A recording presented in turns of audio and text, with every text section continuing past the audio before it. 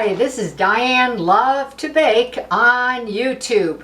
And what we're going to make is frosting, but we're going to make buttercream frosting.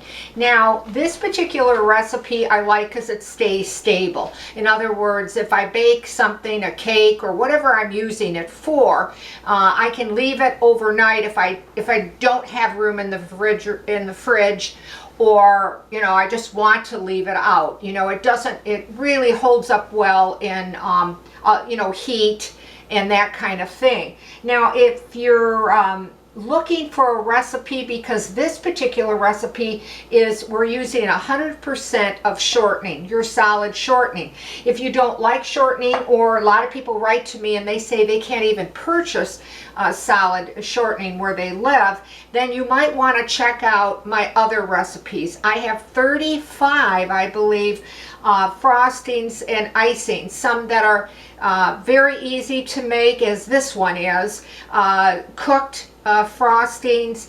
I have coconut and chocolate and vanilla. I have all different flavors and all different types of frostings and icing. So if you don't like this particular one and you need a frosting or an icing, please check out my other videos. This particular recipe, though, makes a large volume, and I do a lot in large cakes, half sheet cakes and that kind of thing. So this is a recipe for somebody that's looking for a lot of volume. In other words, they're baking for, they need a lot of it. And it does freeze well. I make sure that it's wrapped very, very well in an airtight, sealed container, and then I actually then place it in a very freezer bag as well, the container. And I have used my frostings up until 3 months, and I believe it probably even could stay in the freezer a little longer than that, but I usually tend to use them up, like I said, within about 3 months. So it's a great recipe, it's a great tasting recipe, and it's very, very simple, and I like that, very easy. Now, I no longer put the recipe below the video anymore, and I'm sorry about that. But if you want to grab, a pen or a pencil and paper, to jot it down or whatever, I'm going to hopefully go slowly and clearly enough that you'll get all the ingredients and the correct amounts, okay? Now, I'm going to step over to my refrigerator for a moment because I've got to grab something that I just realized I forgot. So let's get started. First off, I traditionally always use my whisk attachment, and I have to tell you, we're going to be making 4.5 pounds of frosting. So we're making a lot, okay? And you really, I think, need the help of a stand mixer. I'm not saying it can't be accomplished with a hand mixer, but I think it would be a task. But using the stand-up, and instead of using the whisk, because I'm working with solid shortening, okay, the flat beater works, I think, best for me. But you decide whatever one that you want to try to use, okay? So we're first going to start off with a little bit of the dry and the wet ingredients. We're going to take a 1/2 cup of milk, and I'm just going to place that in that bowl, okay? Now, you can also, if you don't want to use milk for whatever reasons, some people have dietary restrictions or that kind of thing, you can use water if you want. 1/2 cup.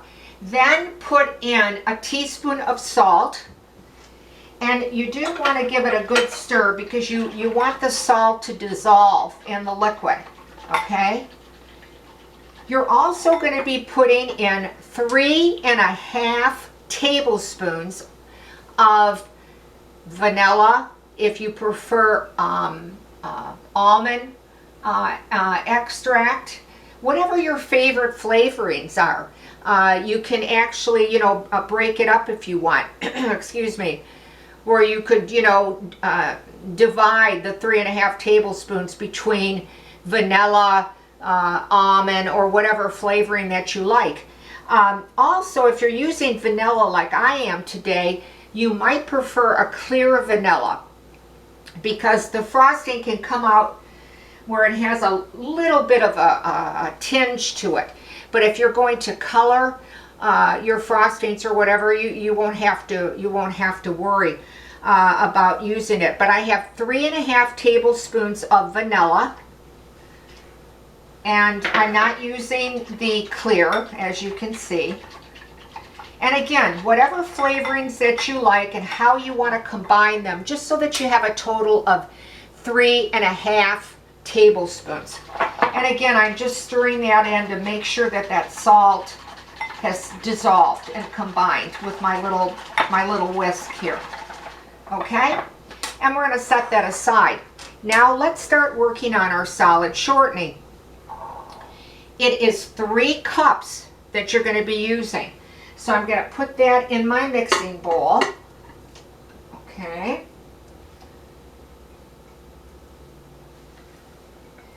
And you know, I want to mention too, there are some people that do not like solid shortening. So again, this recipe might not be for you. So, you know, please check out my channel for other ones. And now I warn you about my mixer because it can sound loud. So I'm going to give you a heads up every time I turn it on. But I'm just going to cream it and break it up, which shouldn't take too long.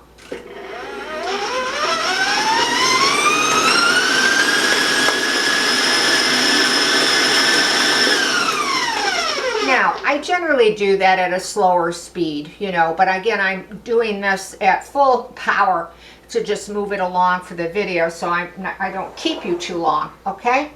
The next thing that you're going to need is 10 cups of your powdered sugar. And I always keep just a half a cup extra in case I need a little bit more, because if it looks like it's too thin or that kind of thing, then I can add whatever I want, okay? And the opposite too, if you find that it's too thick to your liking, depending what you're going to do with it, whether you're going to decorate with it, whatever you're going to, you know, use the frosting for, you can add a little bit of extra milk or water, depending on which one you're using, and do it by the teaspoon, just so that, you know, you're testing as you go along if it's too thick. So again, if it's too thin, you can always add more powdered sugar. If it's too thick, you can always add a little bit of water or milk, but again, do it slowly so that you have the right consistency, what you're looking for your particular recipe. So I'm gonna grab a measuring cup just to start to put some of this in. And I generally try to just put a little less than, I wouldn't say half, maybe a third of it to start off. And I just start on low, because if not, you're going to have powdered sugar all over your kitchen, and you. And then I just add a little bit of that liquid.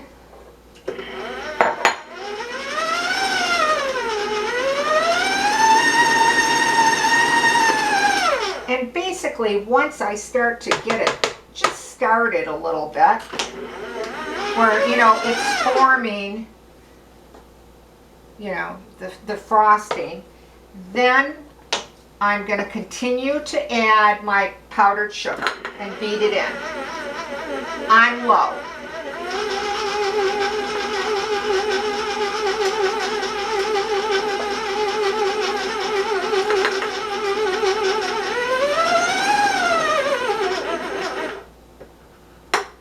And you can hear, even this is a pretty large and a strong mixer, you know, it's you know, even on a lower speed, it's struggling a little. That's why I don't think I would attempt it by, you know, by hand or anything. Not this size of a recipe. Okay, so I'm just adding and then adding the liquid, as you see.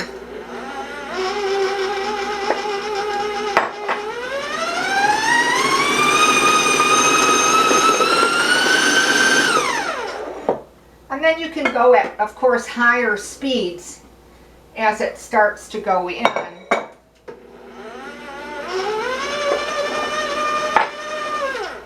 A little bit of buildup on the side here of my mixing bowl.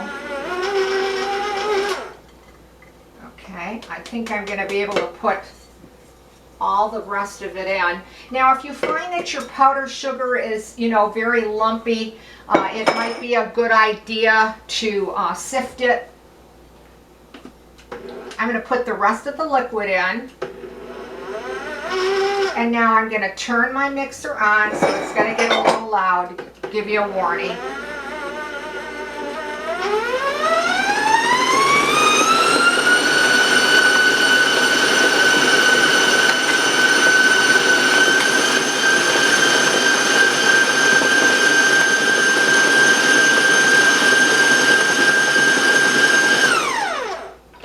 Now, you don't want to overbeat this, but you certainly want to make sure that it's well combined, it's mixed well, it's incorporated well, and I'm just trying to get to the sides and check the bottom where it tends to stick. And then again, I'm going to turn it on at a high speed to beat it just for a few more seconds.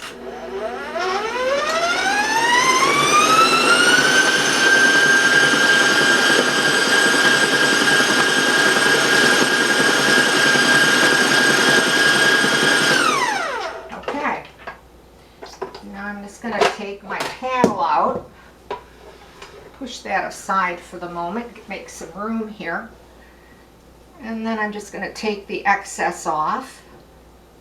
I don't like to waste a lot of product. Baking's become so expensive these days. I'm sure I don't have to tell you that.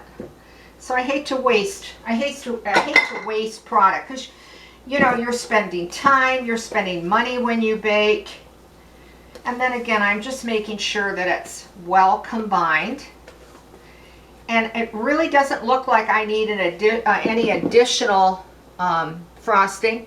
It comes up very light and very whipped. It's a really good tasting frosting. Now, I want to show you, because I have some already made up. Because to be honest with you, I like to put it and cool it just for about 10 minutes or so in my refrigerator. So I want to show you one that I had made earlier. And it looks like this. I like the texture when it just slightly cooled a little bit rather than right when I make it, especially if my kitchen is really warm like it is today.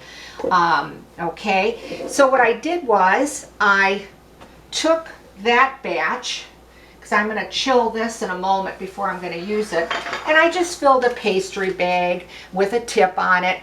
And of course you can use a knife, however you're going to spread it on your cake or your cupcakes or whatever that you're going to use it for, or a filling. And I'm just going to show you just to get an idea of what it looks like when you're putting it on a cookie, or in this cake, they're just little snack cakes that I have. I'll go a little higher with that, but you get an idea. Okay, so it really does make for a really nice looking icing. You will be able to decorate with it.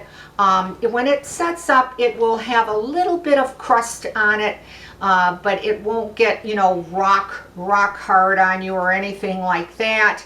But it, like I said, with your flavorings, that you might be putting different in are going to give it a different taste and whatever. It's really great. It's an easy recipe, and I think it's a great tasting one. So I hope you give it a try. Now, if you try this recipe and you like it, please let me know. Please write to me. Or if you have a question or that type of thing, I will do my very best to answer in a timely fashion.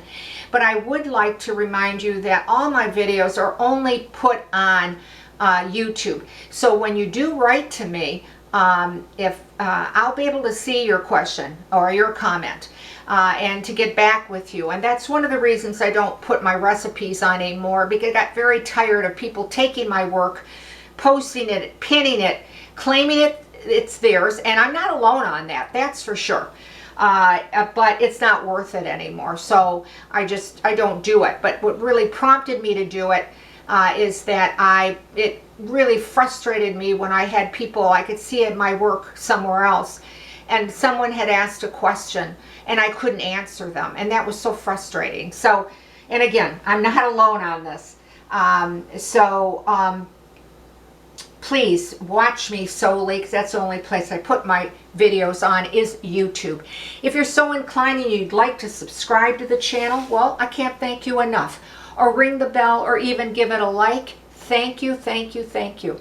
And I always want to thank you for taking the time to watch Diane Lovetobake on YouTube. Stay well, stay safe, and I'll see you soon.